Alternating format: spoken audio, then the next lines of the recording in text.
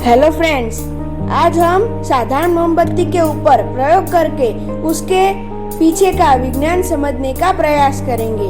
सबसे पहले शुरुआत करेंगे एक ऐसे प्रयोग से जिससे हम सब अच्छी तरह से जानते हैं। मैं गारंटी लेता हूँ कि इसमें भी हम कुछ नए नजरिए से विज्ञान को ढूंढेंगे।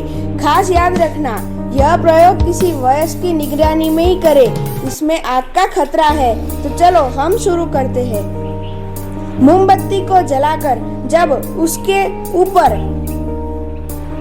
प्याला रखते हैं तो थोड़ी देर बाद मोमबत्ती बुझ जाती है।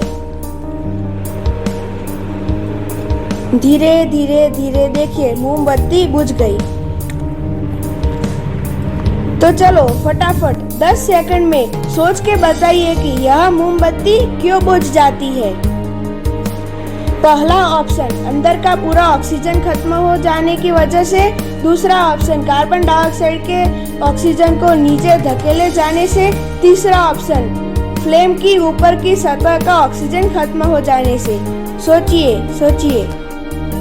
हम में से ज्यादातर लोगों को लगा होगा कि ऑप्शन 1 सही है, क्योंकि हमने किताबों में जो पढ़ा है उसका अर्थ हमने ऐसे ही लिया है। पर कुछ अलग पैमाने से प्रयोग करेंगे तो पता चलेगा कि इसके पीछे का विज्ञान कुछ और है। हम 2 अलग अलग साइज की मोमबत्ती जला के इस प्रयोग को दोहराते हैं तो देखिए क्या होता है। आप देखेंगे कि बड़ी मोमबत्ती पहले बुझ जाती है, छोटी मोमबत्ती थोड़ी देर बाद बुझती है। यदि ऑक्सीजन पूरा खत्म हो जाता तो दोनों साथ में बुझ जाती है कि नहीं, पर ऐसा नहीं हुआ।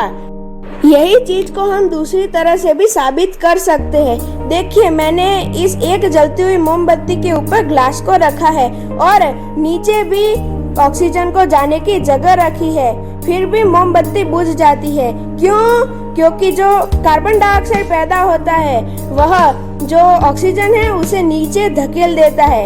अब हमारे मन में यह सवाल आएगा कि ऑक्सीजन से कार्बन डाइऑक्साइड तो भारी होता है, तो फिर वह ऑक्सीजन को नीचे कैसे धकेलेगा? जब कार्बन डाइऑक्साइड गर्म होता है तब उसका वजन ऑक्सीजन की तुलना में कम होता है। इसी वजह से वह ऊपर रहता है और ऑक्सीजन को अंदर आने की जगह है, फिर भी वह अंदर आकर ऊपर नहीं पहुंच सकता। अब चलिए हम एक दूसरा एक्सपेरिमेंट करते हैं कि क्या ये वाटर लेवल जितना अप होता है उससे हम हवा में ऑक्सीजन की अमाउंट मेजर कर सकते हैं। चलिए देखते हैं। अब आप देख सकते हैं कि ये जो कलर वाटर का जो लेवल है उसका मैंने मोमबत्ती के ऊपर ब्लैक कलर पेन से मार्किंग किया हुआ है। अब आपको फटाफट इस सवाल का जवाब देना है कि जब मैं इसके ऊपर ग्लास रखूंगा तो वाटर लेवल में क्या बदलाव आएगा। ऑप्शन ए, वाटर लेवल बढ़ेगा। ऑप्शन बी, वाटर लेवल घटेगा। या ऑप्शन सी, वाटर लेवल में कोई बदलाव नहीं होगा। तो चलिए जल्दी से इस सवाल का जवाब दीजिए, सोचिए।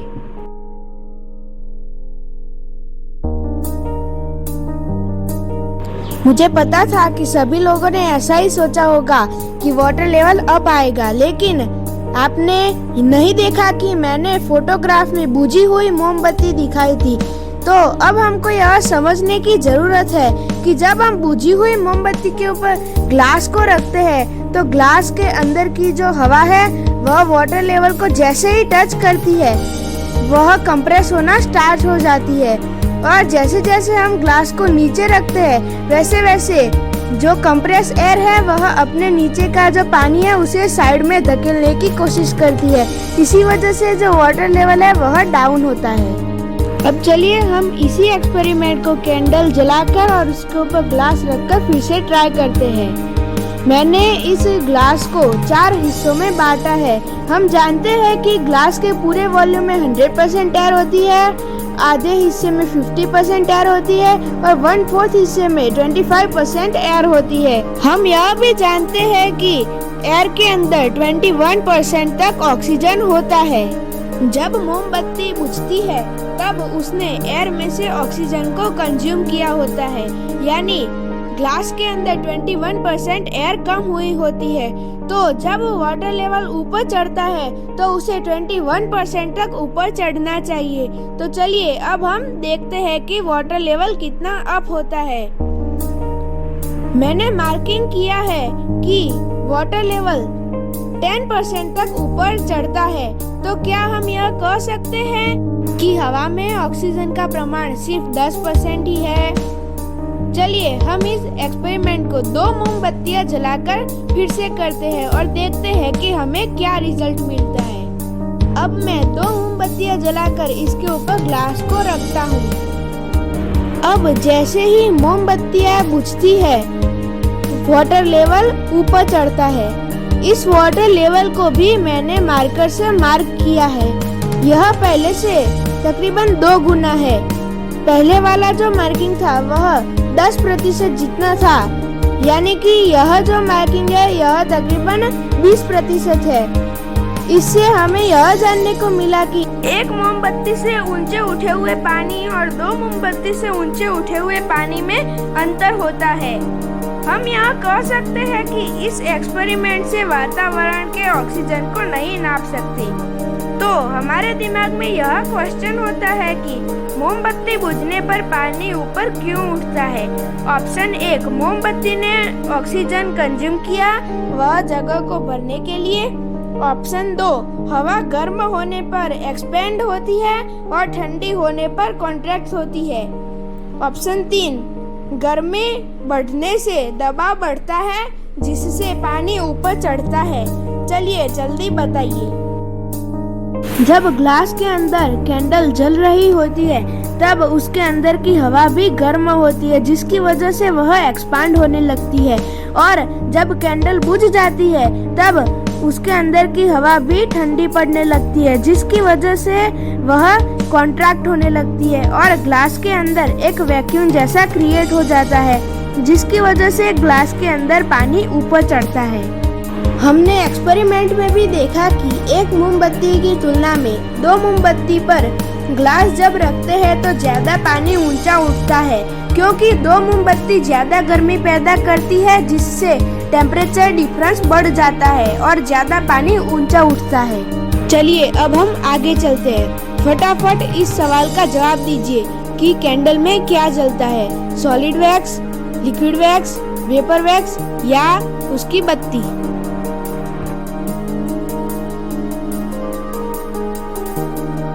इस सवाल का सही जवाब है वेपर वैक्स। इसकी साबिती के लिए मैं आपको 2 एक्सपेरिमेंट करके दिखा रहा हूँ। सबसे पहले एक्सपेरिमेंट में मैं कैंडल की फ्लेम के ऊपर जब छलनी रखता हूँ तो उसकी फ्लेम जो है वह दब जाती है और सिर्फ उसकी वेपर ही बाहर आ पाती है। और जब हम उस वेपर को कैंडल से जलाते हैं तो उसके ऊपर भी एक और ज्योत जलने लगती है। इसे मैंने नाम दिया है कैंडल एक ज्योत अनेक। मेरे इस अगले एक्सपेरिमेंट को देखकर आप सब लोग दंग रह जाएंगे। इस एक्सपेरिमेंट में मैं इस जलती हुई कैंडल को फूंक मारता हूँ और यह बुझ जाती है और इसके अंदर से जो सफेद सफेद निकलता है यह असल में उसकी वेपर वैक्स है।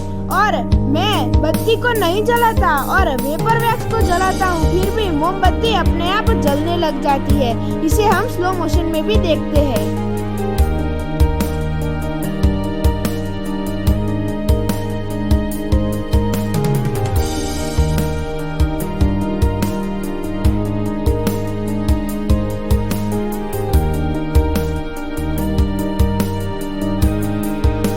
इन दोनों एक्सपेरिमेंट से यह साबित होता है कि कैंडल में असल में वेपर वैक्स ही चलता है। चलिए अब आप जल्दी से बताइए कि मोमबत्ती की ज्योत का स्वरूप कौन सा होता है? Option A solid, option B plasma, option C gas या ऑप्शन डी लिक्विड। जल्दी से सोचकर बताइए।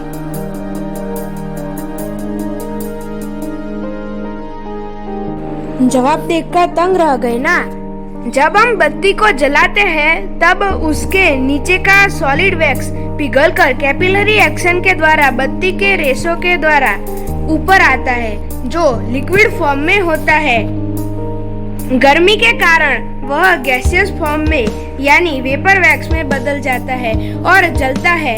इसके अलावा मोमबत्ती की ज्योत में कई सारे कार्बन पार्टिकल्स भी होते हैं जो सॉलिड फॉर्म में होते हैं। कार्बन पार्टिकल्स की पुष्टि करने के लिए हम कोई मेटल की डिश को ज्योत पर रखते हैं तो डिश पर जो काला धब्बा बन जाता है वह कार्बन के सॉलिड फॉर्म को दर्शाता है। इसलिए मोमबत्ती की ज्योत में लिक्विड, गैसियस और सॉलिड तीनों फॉर्म होते हैं, परंतु याद रखना कि मोमबत्ती जो जलती है वह केवल वेपर वैक्स से ही जलती है। अब लास्ट में हम देखते हैं एक मजेदार magical science experiment, spiral paper rotation with candle. देखिए कितनी मजेदार तरीके से घूम रहा है। जब हम कैंडल बुझा देते हैं तब ये स्थिर हो जाता है और जब हम कैंडल को फिर से जलाते हैं तब देखिए कितनी मजेदार तरीके से ये गोल गोल घूमना स्टार्ट कर देता है। आपको इस खिलौने के पीछे का विज्ञान ढूंढना है। मैं वीडियो के लास्ट में इस खिलौने का विज्ञान आप सबके साथ साझा करूंगा।